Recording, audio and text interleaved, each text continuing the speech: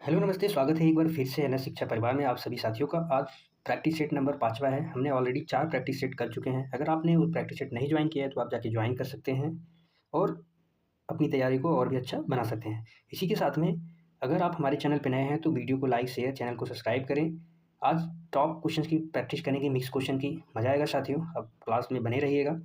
इसी के साथ में शुरू करते हैं। आज का पहला क्वेश्चन आपकी स्क्रीन पे और उत्तर देने का प्रयास कीजिए। आज का पहला क्वेश्चन है, निम्नलिखित में से कौन सा शब्द व्यक्तिवाचक संज्ञा है? गाय, पहाड़, यमुना, आम। व्यक्तिवाचक संज्ञा दुनिया में अकेली, दुनिया में अकेली, दुनिया में अकेली जिसके जैसा और ना हो, यानी इसके जैसा और ना हो, इसके जैसा और ना हो। जैसे राम, ताजमहल। जैसे आपके नाम के तो बहुत सारे बंदे हो सकते हैं, बहुत से लोग हो सकते हैं, लेकिन आप सिर्फ अकेले हो। गंगा, गंगा, दिल्ली, दिल्ली आदि, दिल्ली आदि। ठीक है सर। तो यहाँ पे गाय, पहाड़, आम, ये क्या है? जातिवाचक है। ये क्या है? जातिवाचक। इसका आंसर हो गया ऑप्शन सी, यमुना। ये नदी का नाम है, व्यक्तिवाचक संज्ञा है, याद रखेंगे। अगला क्वेश्चन है क्वेश्चन नंबर 2 आपकी स्क्रीन पे। क्वेश्चन नंबर 2 है, इनमें से एक क्रिया विशेषण है, बताएंगे क्रिया विशेषण। वह धीरे से बोलता है, वह काला कुत्ता, रमेश तेज धावक है, सत्यवाणी सुंदर होती है। क्रिया विशेषण जो क्रिया की विशेषता बताए, जो क्रिया की विशेषता बताता है, जो क्रिया की विशेषता बताता है। क्रिया, क्रिया धातु में ना जुड़ने से क्रिया का निर्माण होता है। जैसे हंस धातु है, हंस में हमने ना जोड़ दिया, क्या हो गया? हंसना। हंसना क्या है? एक क्रिया है। ठीक है, इसका आंसर हो जाएगा ऑप्शन ए। क्यों? बोलना, बोलना क्या है? क्रिया है। बोलना क्या है? क्रिया है। और कैसे बोलता है? धीरे से, यानी जो क्रिया की विशेषता, बोलने की क्रिया है। कुत्ता क्या है? संज्ञा शब्द है, और ये संज्ञा संज्ञा की विशेषता बताइए। विशेषण तो है लेकिन कुत्ते की विशेषता बता रहा है, ना कि क्रिया की विशेषता। संज्ञा शब्द की विशेषता बता रहा है। राम कैसा? धावक है, धावक तेज धावक है। ये क्या है? उद्देश्य, उद्देश्य विशेषण है। ये क्या है? उद्देश्य, उद्देश्य। और ये सत्यवाणी सुंदर होते हैं। यहाँ पे सुंदर क्या है? वाणी, वाणी के बारे में विशेषता बता रहा है, ये संज्ञा है। और ये है विधेय विशेषण, विधेय विशेषण। विधेय विशेषण, उद्देश्य विशेषण, संज्ञा के ही दो भेद हैं। विधेय विशेषण में संज्ञा या सर्वनाम विशेषण के पहले आता है, विधेय में संज्ञा या सर्वनाम इसके पहले आता है। संज्ञा या सर्वनाम इसके पहले आता है, संज्ञा सर्वनाम। विधेय विशेषण में जैसे विशेषण तो सुंदर हो गया, लेकिन वाणी कैसी है? सुंदर है। वाणी क्या है? संज्ञा शब्द है जो वाणी की विशेषता बता रहे हैं, सत्यवाणी सुंदर होती है। और विधेय विशेषण में जैसे तेज धावक, धावक कैसा है? तेज है, तेज है। इसके बारे में इसमें उद्देश्य विशेषण है, याद रखें। अगला क्वेश्चन है क्वेश्चन नंबर 3 आपकी स्क्रीन पे। क्वेश्चन नंबर 3 है, निम्नलिखित पद ईक प्रत्यय लगने से बने हैं। कौन सा शब्द है जो ईक प्रत्यय लगने से बने हैं? उनमें कौन गलत है वो बताना है, गलत वाला हमें बताना है। जैसे पाक्षिक हो गया, पाक्षिक है, भौमिक है, सामाजिक है, दैविक है, बताएंगे। इसमें पक्ष प्लस इक से बना है पाक्षिक, भूमि प्लस इक से बना है भौमिक, भौमिक। लेकिन सामाजिक, सामाजिक नहीं होता है। समाज में जब इक प्रत्यय जुड़ता है, समाज में जब इक प्रत्यय जुड़ जाता है तो ये सामाजिक बन जाता है। क्या बन जाता है? सामाजिक, सामाजिक बन जाता है। देव में, देव में इक प्रत्यय जोड़ने से क्या बना है? दैविक। याद रखें, इसका आंसर हो जाएगा डी। ठीक है, अगला क्वेश्चन बताएंगे साथी। वचन बदलना है, सही विकल्प चुनिए। बहु का वचन बताना है, बहुवचन बताना है। बहु का एक वचन है तो बहुवचन बताना है, बहुवचन है तो एक वचन। यहाँ पे एक वचन दिया है, बहुवचन बताना है। जैसे कुछ शब्द हैं, जैसे नारी, नारी, नारी का बहुवचन होता है नारियां। बड़ी का छोटी में परिवर्तन। जैसे वधु, वधु का वधुएं, वधु का वधुएं। इसी प्रकार बहु, बहु का बहुएं। ये ऑप्शन सही हो जाएगा। अगला क्वेश्चन है क्वेश्चन नंबर 5, निम्नांकित में से उपसर्ग रहित शब्द कौन सा जिसमें उपसर्ग नहीं है? बताएंगे। इसमें है सु प्लस दर्शन, सु प्लस दर्शन।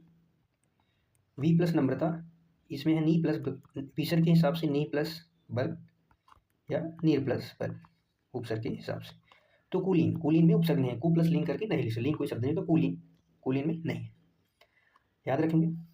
अगला क्वेश्चन है क्वेश्चन नंबर 6, बताएंगे साथी। क्वेश्चन नंबर 6, जातिवाचक संज्ञा से भाववाचक संज्ञा का निर्माण सही उदाहरण है। गर्मी, घबराहट, लड़का, लड़कपन, दूरी, दूरी। भाववाचक संज्ञा का निर्माण 5 प्रकार से संभव है, 5 प्रकार से संभव है भाववाचक संज्ञा का। पहला, जातिवाचक से, जाति से भाववाचक बनाना, जातिवाचक से भाववाचक बनाना। जातिवाचक जैसे मनुष्य, मनुष्य क्या है? मनुष्य किसी जाति है, इसका भाववाचक हो जाएगा मनुष्यता, मनुष्यता। जैसे माता, माता का मातृत्व, दूसरा हो जाएगा सर्वनाम से, सर्वनाम से जातिवाचक बनाना, जैसे अपना, अपना से अपनापन, अपनापन। इसी प्रकार विशेषण, विशेषण से भाववाचक बनाना, विशेषण से भाववाचक बनाना। विशेषण मतलब अच्छा, अच्छा का अच्छाई, बुरा का बुराई, अच्छाई बुराई। ठीक है साथी। इसी प्रकार क्रिया से भी बनता है। चौथा प्रकार हो जाएगा क्रिया, क्रिया से, क्रिया जैसे पढ़ना, पढ़ना क्या है, क्रिया है। पढ़ाई भाववाचक है, पढ़ाई का भावार है। उड़ना, उड़ान, उड़ना से उड़ाई नहीं होगा, उड़ान होगा। पांचवा आ जाएगा अव्यय, अव्यय से, जैसे अव्यय में दूर, दूर से दूरी, तेज से तेजी आदि। यहाँ पे लड़का जो है संपूर्ण जात का बोध हो रहा है, लड़का, लड़का से लड़कपन, इसका आंसर हो जाएगा D, D is the right answer. ठीक है, याद रखिए। अगला क्वेश्चन हो जाएगा क्वेश्चन नंबर 7 में, आपकी स्क्रीन में बताएंगे साथी। हिंदी, हिंदी शब्दकोश में ख का क्रम किस वर्ण के बाद आता है, बताएंगे। ख का क्रम किस वर्ण के बाद आता है, क, छ, त्र, स, बताएंगे साथी किस वर्ण के बाद आता है। संयुक्त व्यंजन जैसे छतरी वाला छ हो गया, त्रय हो गया, ज हो गया और श्र हो गया, श्र। ये क प्लस श से मिलके बने होते हैं, ये त प्लस र से मिलके बने होते हैं, ये ज प्लस य से मिलके बने होते हैं, ये श प्लस र से मिलके बने होते हैं। जो जिससे बनता है, जो जिससे बनता है उसी के बाद आता है, जो जिससे बनता है उसी के बाद आता है, उसी के बाद आएगा, उसी के बाद उसको रखा जाता है वर्णमाला क्रम के अनुसार। तो इसका आंसर हो जाएगा छतरी वाला छ। ख का क्रम किसके बाद आता है, छतरी वाला छ के बाद आता है। क आएगा, जैसा हमने नॉर्मल पढ़ते हैं, क, ख, ग, घ, अंग, यहाँ पे छतरी वाला छ भी आएगा। ठीक है साथी, याद रखेंगे। अगला क्वेश्चन है क्वेश्चन नंबर 8। किस वाक्य में अपादान कारक है। अपादान कारक का मतलब होता है अलगाव, अलगाव या दूर होना, दूर हो जाना। यहाँ हिमालय से गंगा निकलती, हिमालय से गंगा जी निकलती हैं, बहुत दूर हो जाती हैं, इसका आंसर हो जाएगा ऑप्शन डी। ठीक है, अगला क्वेश्चन है, अगला क्वेश्चन है, जैसे चाकू से फल काटा है, किससे, चाकू से, यहाँ पे कौन सा कारक हो जाएगा, करण कारक। किसके द्वारा, करण से पूछा जाए किसके द्वारा फल काटा गया, करण कारक हो गया। तो इसका आंसर हो जाएगा option C, option C is the right answer, option C इसका हो जाएगा। अगला क्वेश्चन है क्वेश्चन नंबर 9, आपकी स्क्रीन पर उत्तर देने का प्रयास कीजिए। क्वेश्चन नंबर 9 क्या है, निम्नलिखित क्रियाओं में से कौन सी क्रिया अनुकरणात्मक क्रिया नहीं है, बताएंगे। अनुकरणात्मक क्रिया कौन सी नहीं है। अनुकरणात्मक क्रिया एक ही ध्वनि की पुनरावृत्ति होती है, एक ही ध्वनि, एक ध्वनि, एक ध्वनि की पुनरावृत्ति, जैसे हिन हिन, जैसे हिन हिन, भिन भिन, भिन भिन से भिन भिनाना, हिन हिन से हिन हिनाना आदि। फड़फड़ से फड़फड़ाना, मिमियाना, हिनियाना, इसका आंसर हो जाएगा D, D, D is the right answer, इसका आंसर क्या हो जाएगा डी। अगला क्वेश्चन बताएंगे, क्वेश्चन नंबर 10 है। क्वेश्चन नंबर 10 क्या है साथियों, क्वेश्चन नंबर 10 बताएंगे।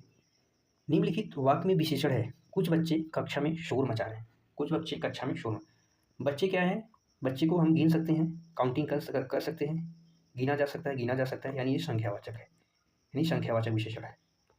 यहाँ पे कुछ आ गया, कुछ क्या है, कुछ की मात्रा नहीं पता है, इसलिए यहाँ पे अनिश्चित संख्यावाचक हो जाएगा। अगर यहाँ पे अगर 10 बच्चों की बात होती तो निश्चित, यानी निश्चित की बात करें, यहाँ पे कुछ की बात है इसलिए अनिश्चित संख्यावाचक विशेषण हो जाएगा, याद रखेंगे।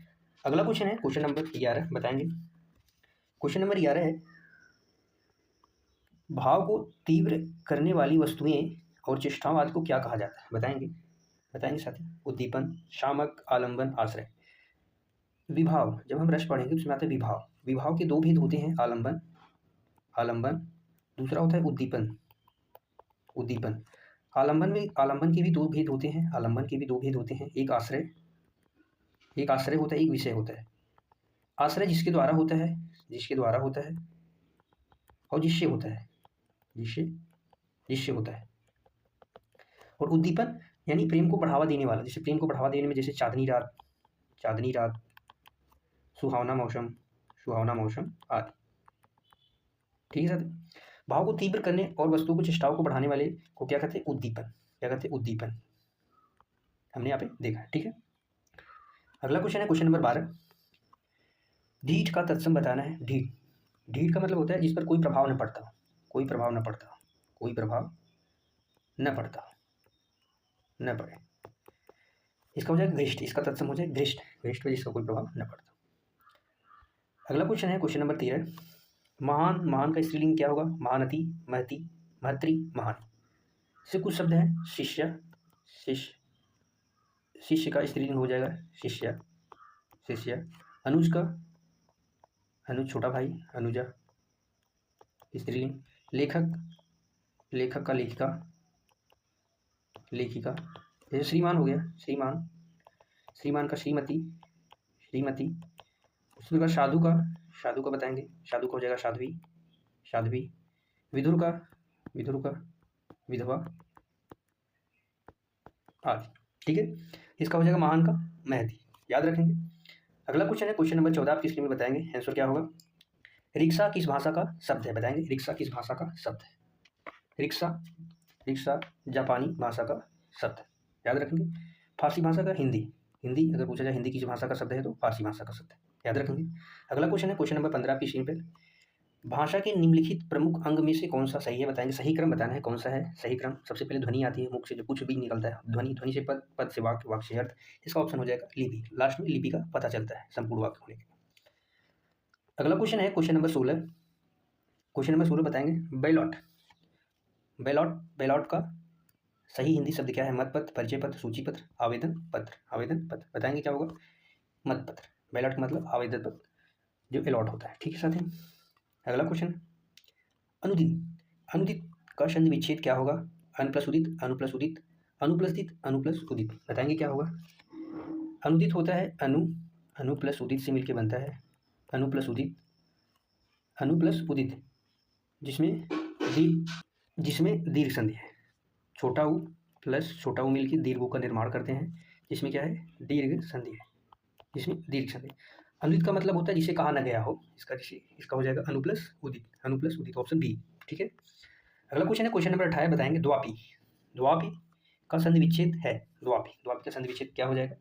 द्वापी का संधि विच्छेद दो, दो प्लस अपी, दो प्लस अपी, औ प्लस अय हो जाएगा, यहाँ पे अयादिशन क्या हो जाएगा, अयादिशन हो जाएगा, दो प्लस अपी, option D is the right. अगला क्वेश्चन है क्वेश्चन नंबर 19, मृगेंद्र, मृगेंद्र का पर्यायवाची क्या है, बताएंगे। मृगेंद्र का पर्यायवाची शब्द क्या है, बताएंगे साथियों। मृगेंद्र, सबसे पहले जानिए शार्दुल, शार्दुल का पर्यायवाची जैसे होता है शेर, शेर को कहते हैं शार्दुल। सारंग, सारंग, व्याघ्र, व्याघ्र, केशरी, केशरी, केहरी, केहरी, और मृगेंद्र भी, इसका आंसर हो जाएगा डी। कुरग, कुरग यानी हिरण को कहते हैं हिरण, हिरण को मृग भी कहते हैं मृग, सारंग भी कहते हैं सारंग, शेर को और मृग दोनों को भी कहते हैं सारंग, ठीक है। अही यानी सांप को कहते हैं सांप, भुजंग, भुजंग भी सांप को कहते हैं, उरग भी कहते हैं उरग, ठीक है। कुंजर हाथी को कहते हैं, कुंजर हाथी को कहते हैं हाथी। मतंग, मतंग, हाथी, मतंग, मदगल, मदगल, गजेंद्र, गजेंद्र आदि, आदि इसके पर्याय हैं, याद रखेंगे। अगला क्वेश्चन है क्वेश्चन नंबर 20, आज का आखिरी क्वेश्चन है, बताएंगे साथी। निषिद्ध, निषिद्ध शब्द का विलोम क्या है, निषिद्ध शब्द का विलोम क्या है। निषिद्ध का मतलब होता है रोक, रोक लगाया जाए, ठीक है। निषिद्ध का होता है विहित, इसका विलोम हो जाएगा विहित, यानी समाया हुआ, रुका हुआ या समाया, समाया, ठीक है। यहाँ पे विधि और निषेध आपस में एक दूसरे के विलोम है, विधि यानी विधि का विलोम हो जाएगा निषेध, निषेध, याद रखेंगे, ठीक है साथी। आज के लिए बस इतना ही, बताएंगे साथी क्लास कैसी लगी। क्लास को अपने दोस्तों के साथ शेयर जरूर करना, क्लास कैसी लगी क्लास में कमेंट करके बताएंगे आपका स्कोर क्या था, ठीक है। आज के लिए बस इतना ही, हंसते रहिए, मुस्कुराते रहिए, पढ़ते रहिए, एंजॉय करते रहिए। तब तक के लिए बाय बाय, मिलते हैं नेक्स्ट वीडियो में, थैंक यू।